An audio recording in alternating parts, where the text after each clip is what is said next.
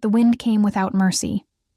It swept down from the northern ridge like a living thing, howling through the skeletal trees and raking frozen fingers across every exposed patch of skin. Bonnie pulled her threadbare cloak tighter around her shoulders, knowing it would do little good. The wool was thin in places, worn through at the elbows, and the cold had long since found every gap. She had stopped feeling her toes sometime before dusk. Now it was fully dark, and the forest around her felt like the inside of a held breath. She kept moving. Not because she had somewhere to go. She had learned, in the past 3 days, that she had nowhere to go. The pack she had called home for 23 years had made that clear enough when Elder Dorian read her name from the rejection scroll in front of everyone she had ever loved. Omega class. Unmated. Undesired. A burden the Crestfall pack could no longer carry. They had given her a half loaf of bread and pointed toward the tree line. The bread was gone by the second morning. Bonnie's boots crunched through a thin crust of ice over dead leaves, and she breathed carefully through her nose, trying to draw warmth from the effort of walking. The forest smelled of pine resin and wet earth and something else beneath it. Something metallic and dark that she couldn't name at first. She slowed. Then she saw him. He was lying at the base of an ancient oak, half concealed by the roots that rose from the ground like the fingers of a buried giant. At first she thought it was an animal, something large and still. But then she caught the shape of a shoulder, the outline of a hand against the frozen soil, and her feet stopped moving entirely. A man. Enormous. And bleeding. Every reasonable instinct she possessed told her to turn around. Strangers in the forest at night meant danger, and a man this large, even collapsed and motionless, could mean death. She had nothing to defend herself with. She had nothing at all. But Bonnie had always been cursed with the kind of heart that wouldn't let her walk away from suffering. She crouched a few feet from him, close enough to see the dark stain spreading through the side of his tunic. The wound was serious.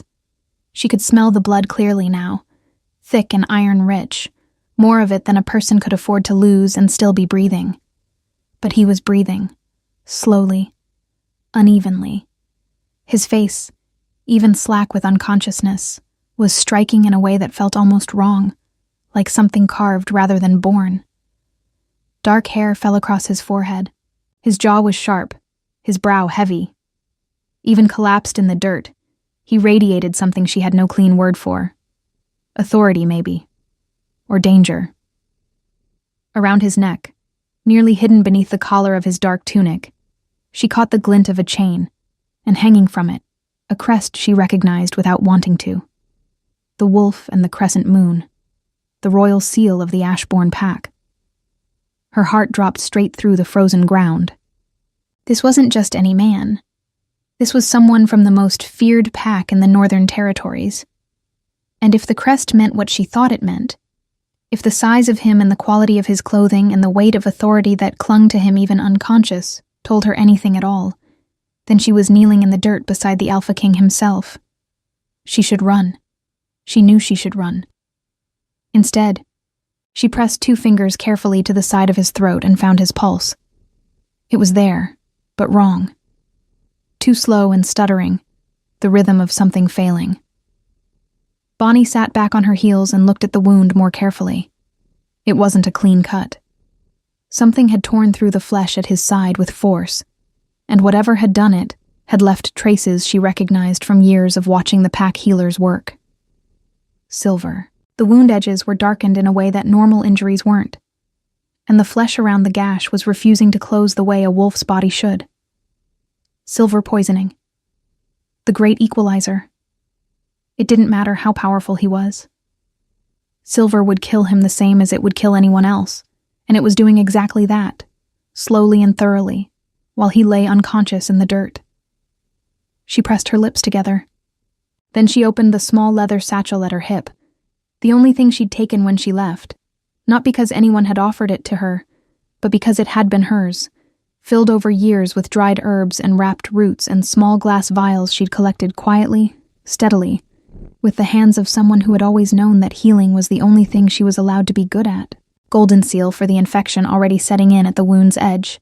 yarrow to slow the bleeding, and for the silver, carefully harvested moonleaf, dried and ground into a powder that she kept wrapped in waxed cloth at the bottom of the satchel, the rarest thing she owned, something she had traded 2 months of herb gathering to acquire, never knowing why she'd been so driven to have it.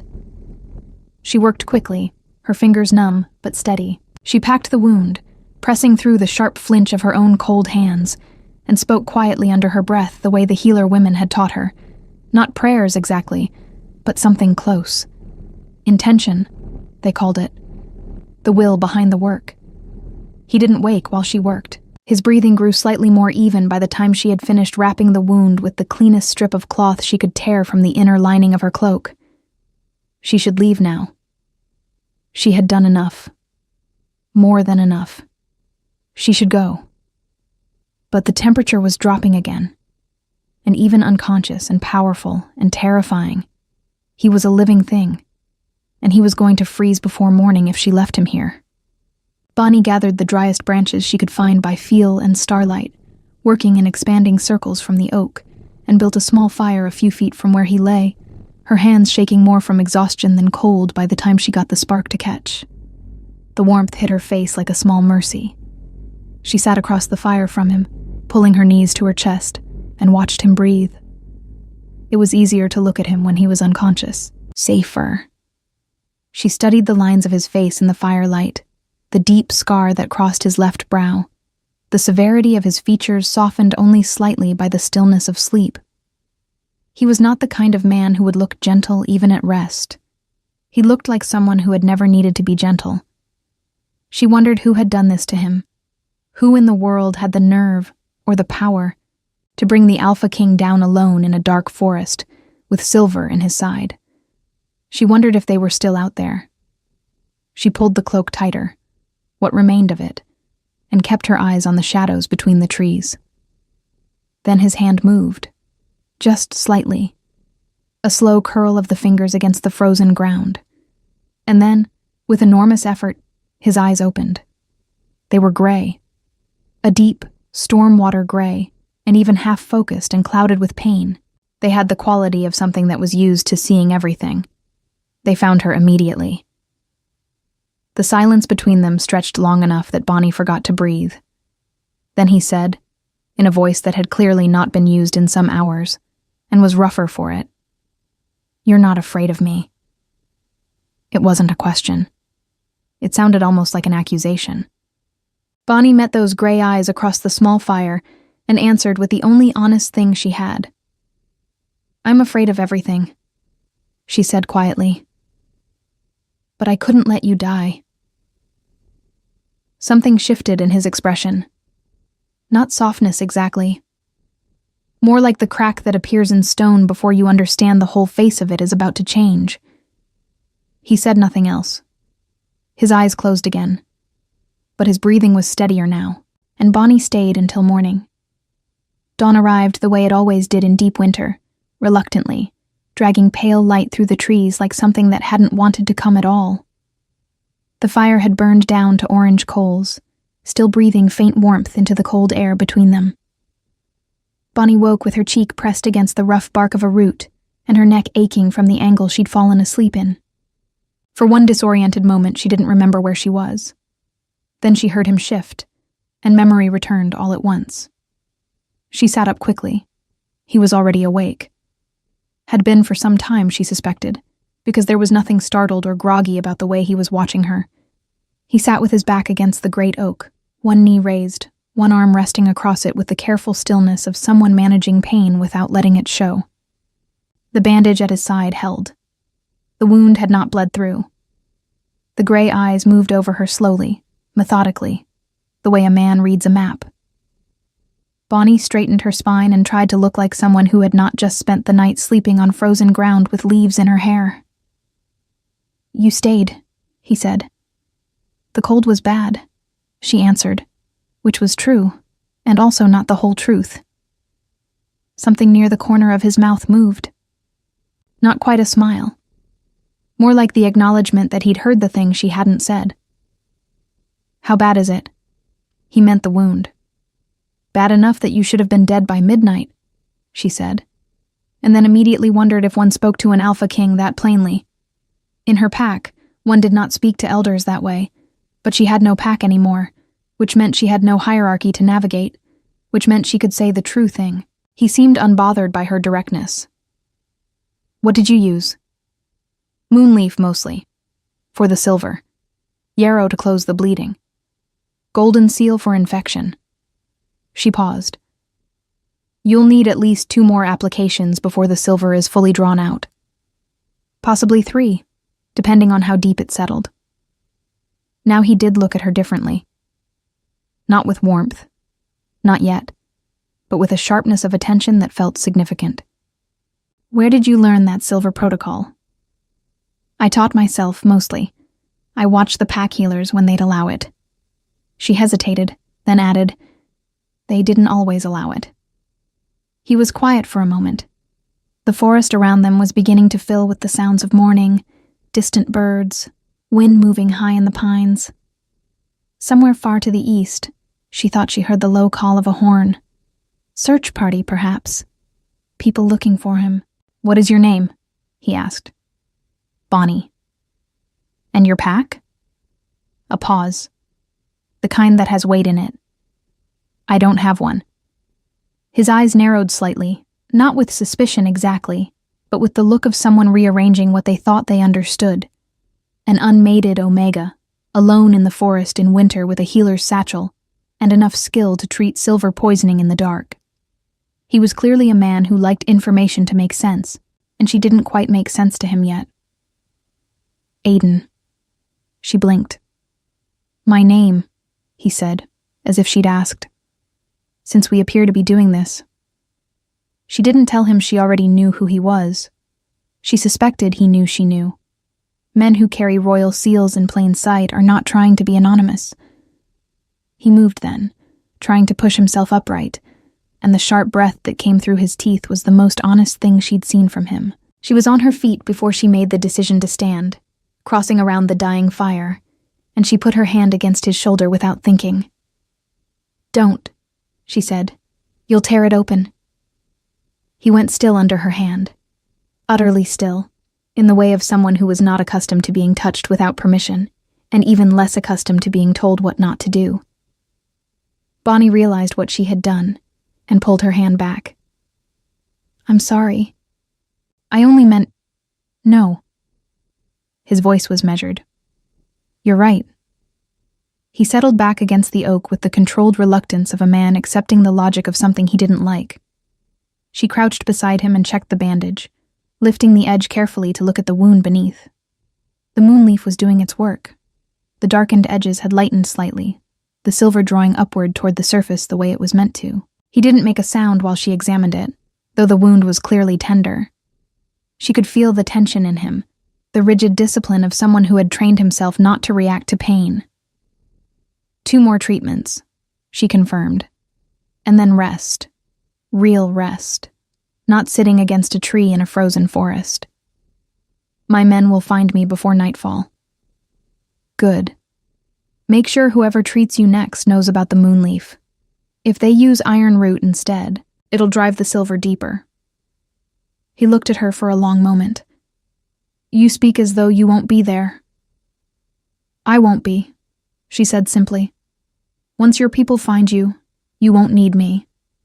Something passed across his face then, brief and unreadable and gone before she could name it. The horn sounded again, closer now, and this time it was followed by the distant crash of boots through underbrush. His men, pushing through the forest from the northern direction, spreading wide. She could hear at least 6 of them by sound alone, probably more. Aiden turned his head toward the sound, and for just a moment, his expression was something other than controlled. Something that might have been relief, quickly folded away. Then, before she could move or think or prepare herself, the trees to the west parted, and a man came through at a near run, tall and broad with close-cropped dark hair and the kind of face that looked like it had been in a great many arguments. He wore the Ashbourne colors, deep charcoal and silver, and when his eyes found Aiden against the oak, the relief on his face was so raw, it was almost painful to witness. Then his eyes found Bonnie, and everything on his face changed. "Who is this?" His voice carried the snap of command, and his hand moved to the blade at his hip with the speed of reflex. "Step away from him." Bonnie stepped back immediately, hands open at her sides. "Stand down, Reeve." Aiden's voice was quiet but absolute. The man called Reeve stopped, but he didn't take his hand from the blade, and he didn't stop looking at Bonnie with eyes that had calculated her as a threat and were not fully unconvinced. "She's a stranger, alone in the forest. She could be. She kept me alive through the night." A pause. The wound was silver-treated. She drew it out. Reeve's jaw tightened. He looked at Bonnie again, and what she saw in his face was not gratitude. It was suspicion wearing the mask of caution, a woman alone in the woods at night who just happened to have Moonleaf in her bag, just happened to find the Alpha King bleeding at the base of a tree. She saw his thoughts clearly without needing to hear them. More men were emerging from the trees now. 5, 7, all of them reading the scene. All of them settling into a loose perimeter that was protective of Aiden and subtly enclosing around Bonnie. Not threatening, not openly, but present. Deliberate. She understood what this was. She was not a guest. She was a variable. "Bring the horses," Aiden said to the nearest man. Then he looked at Bonnie, and his voice shifted into something that was not quite a question and not quite a command, sitting in the strange space between. "You said 2 more treatments." "Yes." "Then you'll come with us." Reeve's head turned sharply. "My lord." "She'll come with us," Aiden said again, and this time there was nothing in his tone that invited discussion. Bonnie stood very still in the thin morning light, surrounded by men who didn't trust her, beside a king who had no reason to, having just been told she was coming to a place she'd never been and had never planned to go. She thought about the empty forest behind her, the half-loaf of bread, long gone, the 3 days of cold and no destination. She thought about the rejection scroll, read aloud in front of everyone. She looked at Aiden, who was watching her with those storm-gray eyes that gave nothing away. "All right," she said quietly. And somewhere in the trees beyond the clearing, she could have sworn she heard something move. Not a bird, not one of the soldiers. Something deliberate and slow, watching the scene from the dark between the pines before pulling silently away. She told herself it was nothing. She almost believed it. The Ashbourne stronghold rose from the landscape like something the mountain had grown, rather than something men had built. Bonnie saw it first from a distance, seated behind one of the quieter soldiers on a dark horse that smelled of leather and winter sweat. The fortress was massive, built from black granite that caught the pale afternoon light and threw it back in cold flashes. Towers rose at each corner, thick-walled and serious, and the gate was iron, heavy and tall, worked into the shape of a wolf mid-leap that seemed to watch the road below with permanent vigilance. She had never seen anything like it. In Crestfall, the pack had lived in timber buildings and longhouses, comfortable and warm and modest. This was something else entirely. This was a place built by people who understood that the world contained enemies, and had decided to answer that understanding with stone. Aiden had ridden separately, in a covered wagon that Reeve had organized with quick, efficient fury the moment the horses arrived. He had not protested the wagon, which told Bonnie more about how much pain he was actually in than anything else had. Men like him did not accept accommodations that implied weakness, unless the alternative was worse. Reeve had not spoken to her since the forest. He rode ahead of her now, straight-backed, his silence carrying a specific texture, not absence of words, but deliberate withholding of them. She was being assessed. She understood that. She kept her eyes on the stronghold, and her hands folded in her lap, and gave him nothing to read. The gates opened as they approached, and the sound of them was enormous, a deep groan of iron and counterweight that resonated in her chest. The courtyard beyond was wide and paved with dark stone, busy with stable hands and soldiers and servants who all stopped what they were doing, when the wagon rolled through and looked with the particular attention of people who had been frightened and were only now allowing themselves to exhale. A woman detached from the group near the main doors and came forward at a pace that was fast without being undignified. She was perhaps 50, with iron-gray hair pinned severely and eyes that missed nothing. She wore the practical clothing of someone who ran things: dark wool, sensible boots, a ring of keys at her hip that rang softly as she walked. Her eyes went to the wagon first, then to Reeve, then, unexpectedly, to Bonnie. She studied Bonnie for exactly 2 seconds before she made some internal determination and moved on. "My lord is inside," Reeve told her. "Silver wound. She treated it." A slight tilt of his head toward Bonnie, the word she carrying a weight of unresolved questions. The woman looked at Bonnie again. "Can you walk and talk at the same time?" "Yes," Bonnie said. "Good. Come with me." Her name was Mare, and she was the stronghold's head of household, which Bonnie quickly understood meant she was the person who actually kept everything functioning. As they walked through corridors of dark stone lit by iron torch brackets, Mare asked questions in rapid, organized succession. What had Bonnie used? In what quantities? What was the condition of the wound when she had found him? What was the color of the tissue at the edges? How much blood had been lost before the yarrow? Bonnie answered each question precisely and completely, and with each answer she gave, something in Maren's posture shifted almost imperceptibly, the small adjustments of a woman revising her assessment upward. They stopped outside a heavy oak door banded in iron. "He'll want the second treatment tonight," Mare said. "His own healers are inside, but I'll be honest with you. None of them have moonleaf experience. We don't carry it because it's nearly impossible to source." She paused. "Where did you get yours?" "I traded for it," Bonnie said, "over several months." "Why?" Bonnie thought about it. "I don't know exactly. It seemed important to have." Mare studied her for a moment with those sharp, careful eyes. Then she nodded, as if that answer, strange as it was, satisfied something. "You'll have a room, clean clothes, food, and I imagine you need it." It wasn't a question. She had looked at Bonnie's frame and the thinness of her cloak and drawn accurate conclusions. "After you eat, you'll come back here and do the second treatment.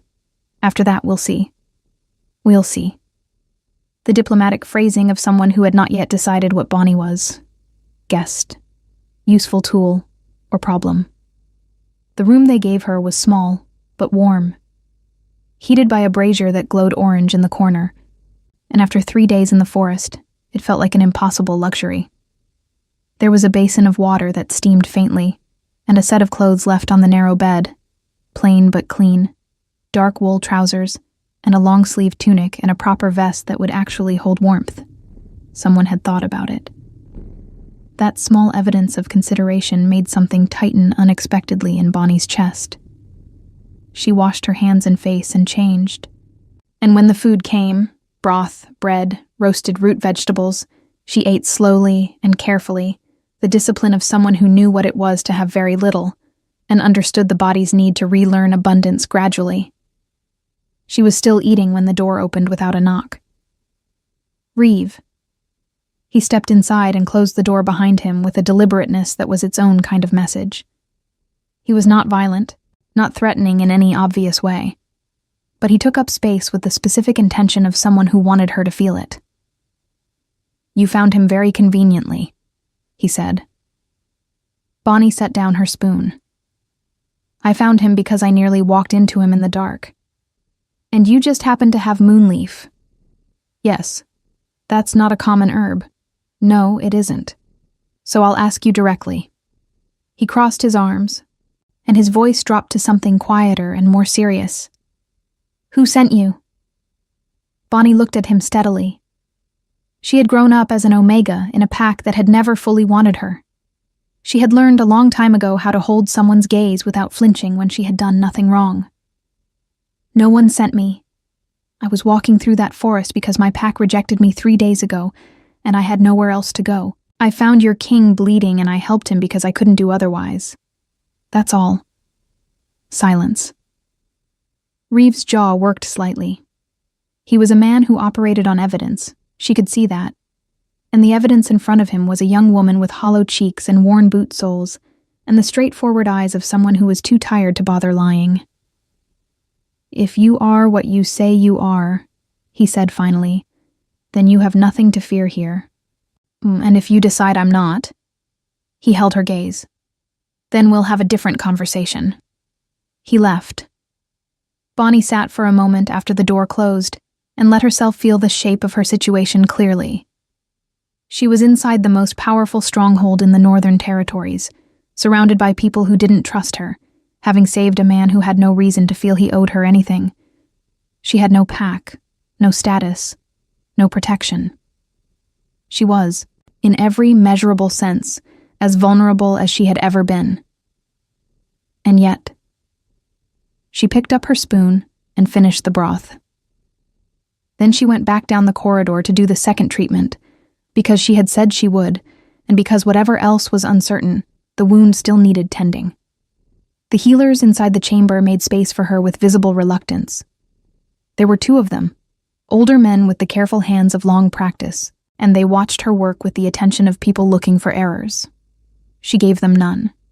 She worked cleanly, efficiently, refreshing the moonleaf poultice, and checking the silver's progression, and speaking quietly to Mare as she did so, explaining each step with the patience of someone who had always had to prove herself before being believed. Aiden watched her from the bed. He said nothing, but she felt his attention the entire time. Steady and particular, the way a person watches something they haven't yet categorized but intend to. When she finished and straightened, she found his eyes already on her face. "Better?" she asked. "Yes," he said. And then, after a pause, "Reeve came to see you." It wasn't a question. "He did," she confirmed, and waited. "What did you tell him?" "The truth." Something in the gray eyes shifted, settled, as though that answer had placed a stone in a wall he was building and found it fit. "Get some rest," he said. "The third treatment is in the morning." She nodded and turned to go. "Bonnie." She stopped. "Thank you." The words were plain and unadorned, spoken by someone who did not say them easily. She could hear the weight of that.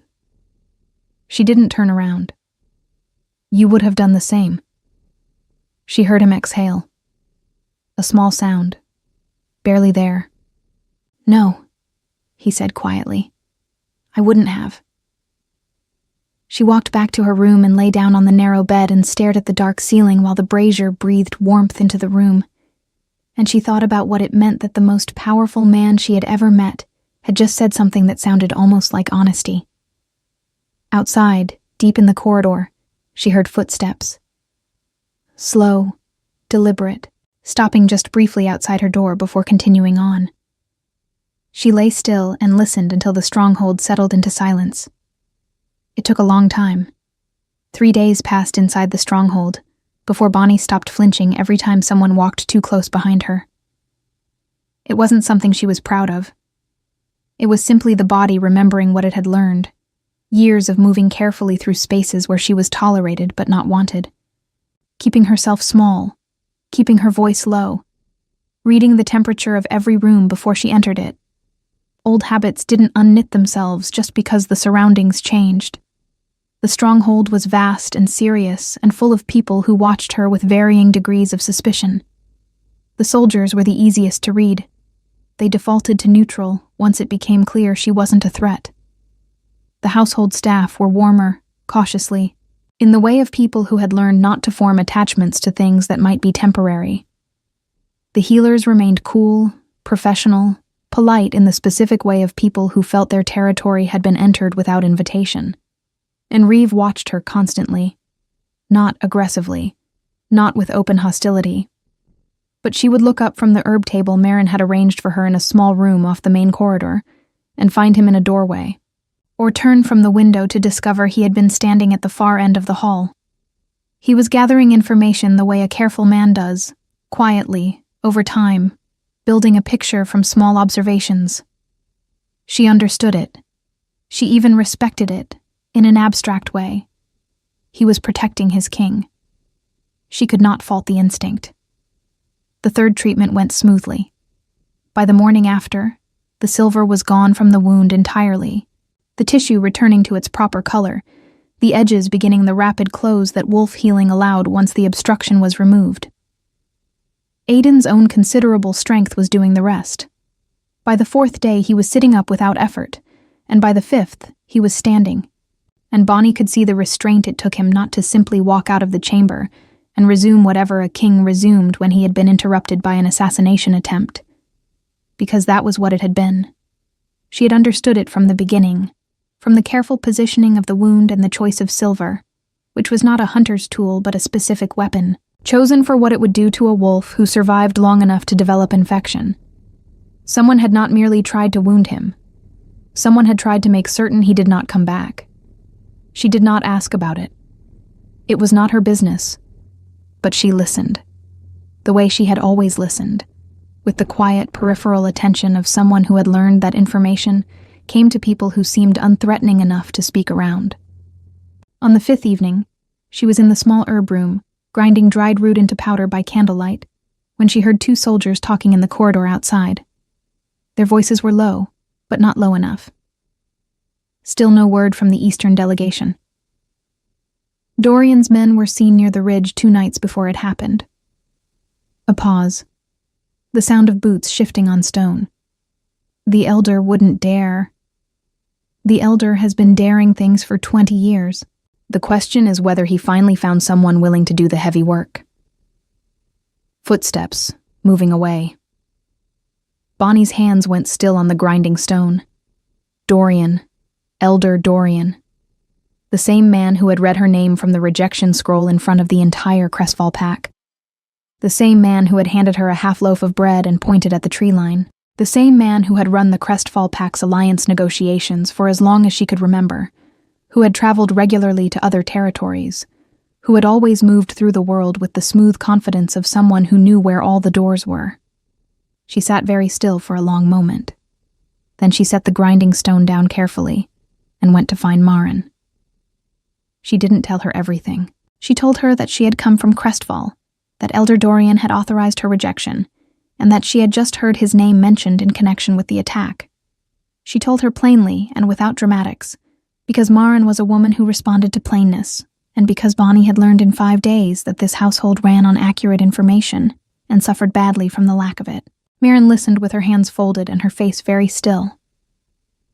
"You understand what you're saying," Mare said, when Bonnie finished. "I understand I might be wrong," Bonnie said. "I also understand I'd rather say it and be wrong than stay quiet and have it matter." Mare looked at her for a long moment. Then she stood and said, "Come with me." Aiden was in the great hall for the first time since he'd returned, seated at the head of a long table of dark wood, going through documents with the focused energy of someone making up for lost time. Reeves stood at his right shoulder, reading over a map spread across the table's corner. 2 other men Bonnie didn't know the names of sat further down, speaking quietly. Every head lifted when Mare walked in with Bonnie behind her. Reeves' eyes sharpened immediately. Mare spoke before he could. "The girl has information relevant to the Ridge incident." "It may be nothing," Bonnie said, because she believed in accuracy. "But I thought you should hear it." Aiden set down the document in his hand.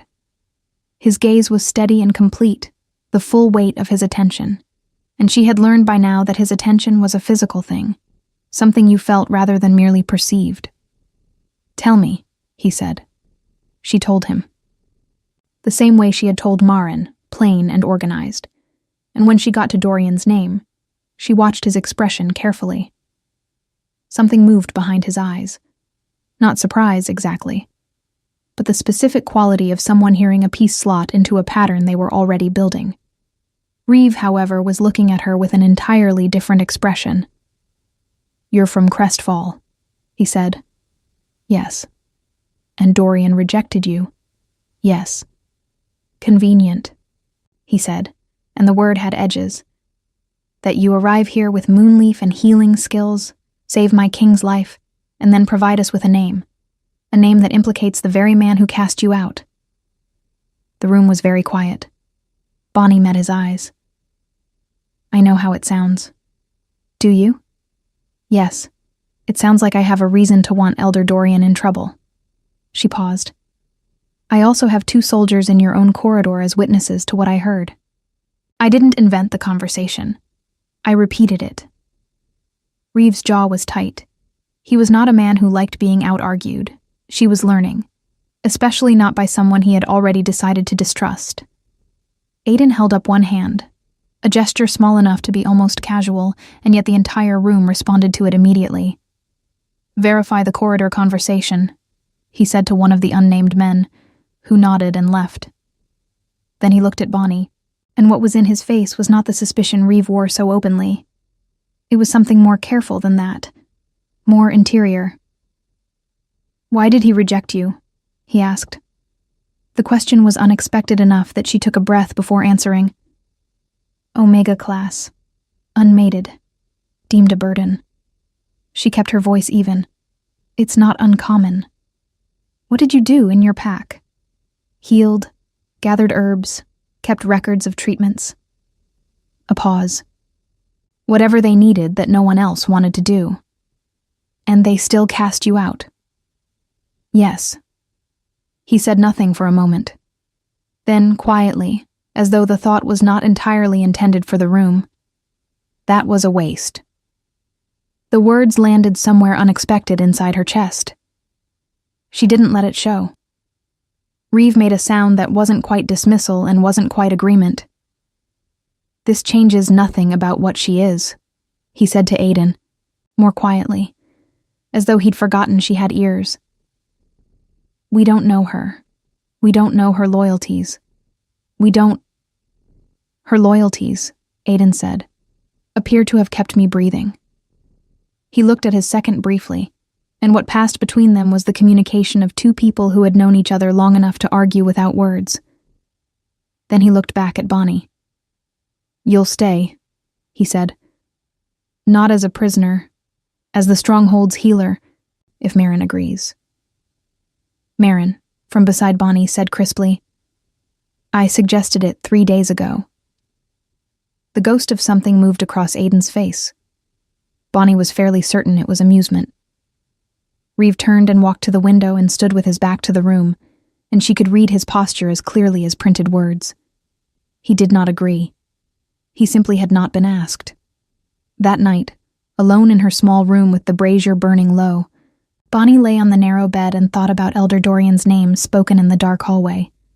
Thought about the silver in the wound, and the careful positioning of the attack, and the way Dorian had always moved through alliance negotiations with that smooth, particular confidence.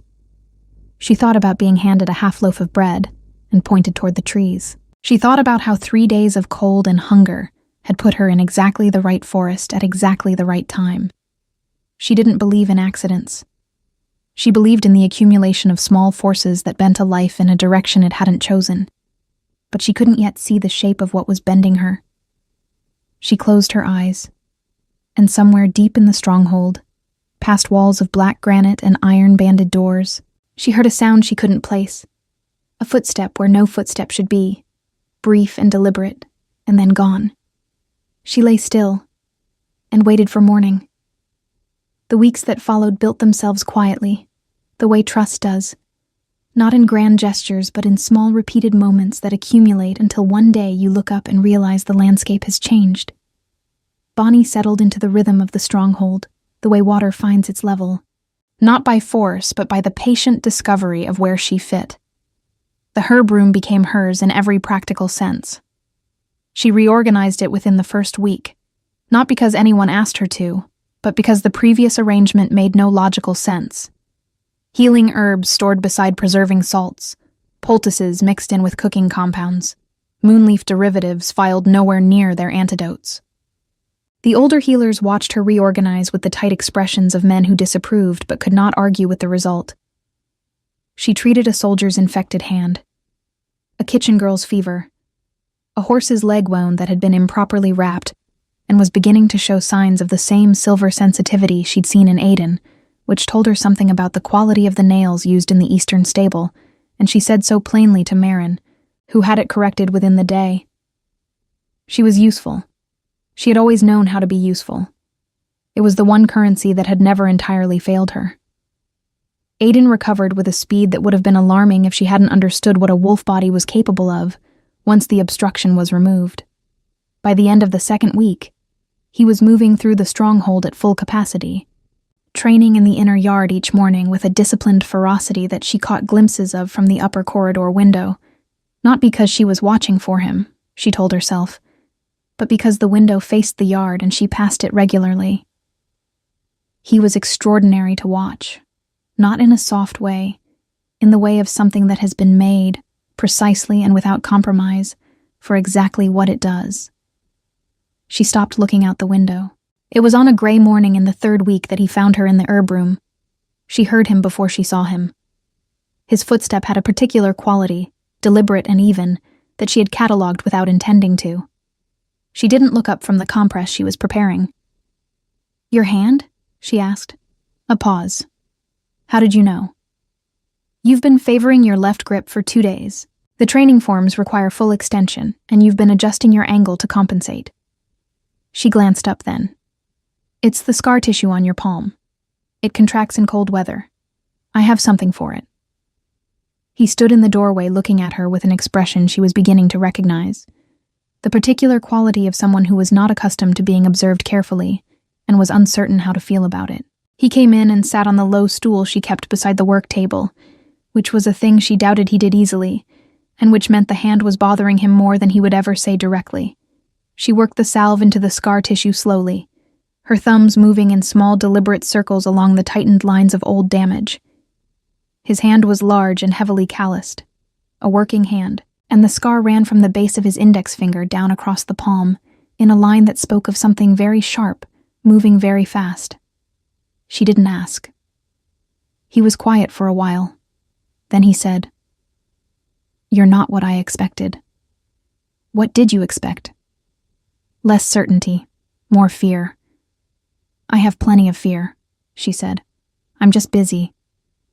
Something shifted in his expression, opened slightly, like a window in a stone wall. "Reeve thinks you're dangerous."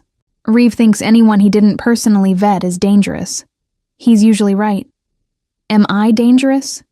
He looked at her directly. The gray eyes were very level. "I don't know yet," he said, "but I don't think so." She kept working the salve into his palm. "High praise." The corner of his mouth moved.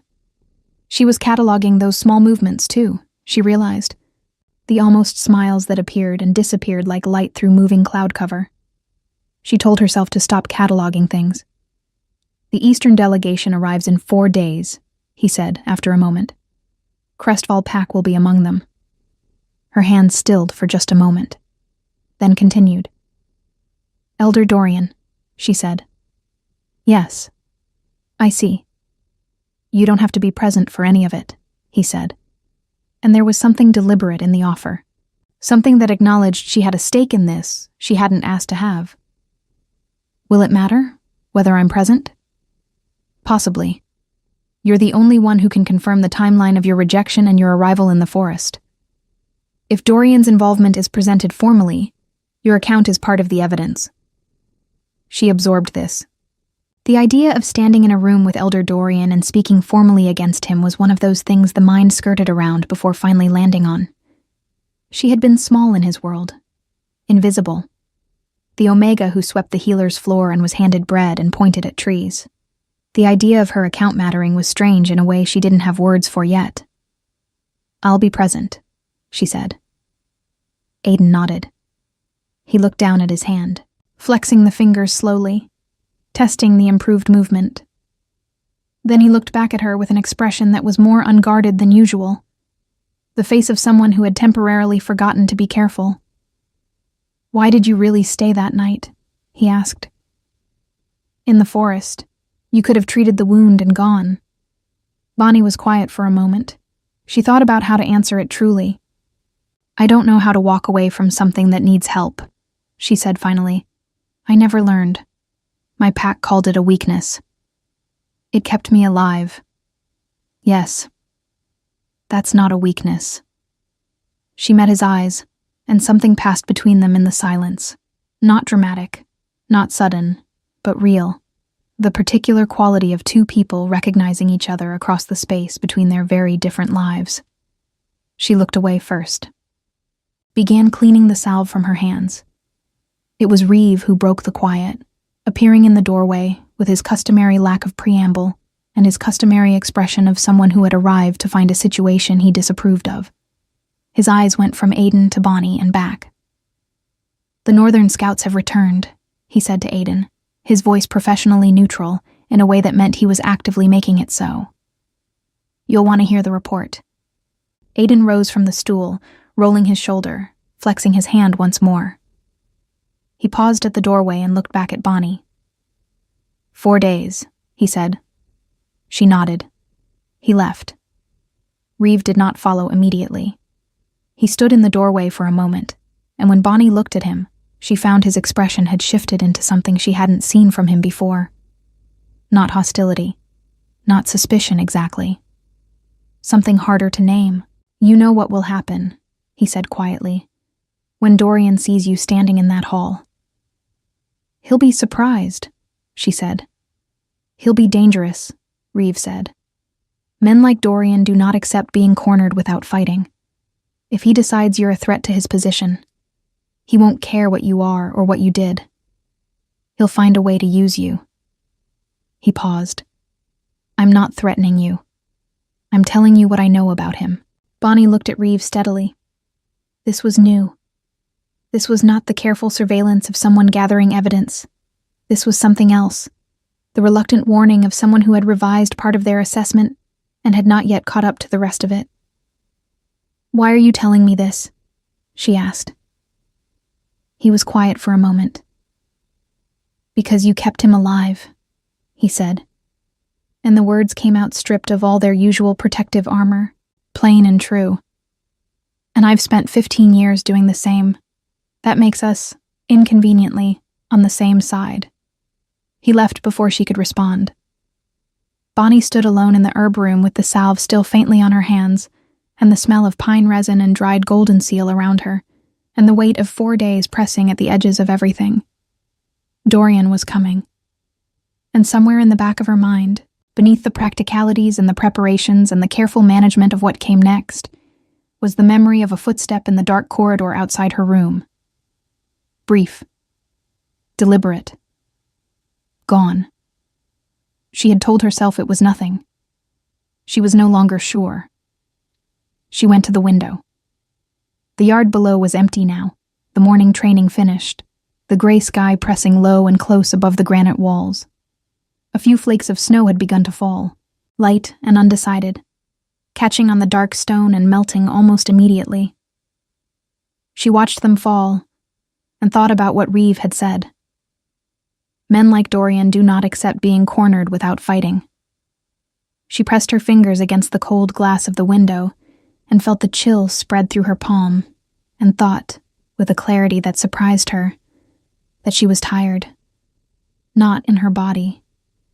In the older, quieter way, tired of being the person in the room who was small enough to dismiss, visible enough to use, and valued only for what she could provide. She thought about Aiden's hand in hers, the scar tissue softening under the salve, his voice saying, "That's not a weakness," with the plain conviction of someone who meant it entirely. She thought about how dangerous it was to need that kind of thing.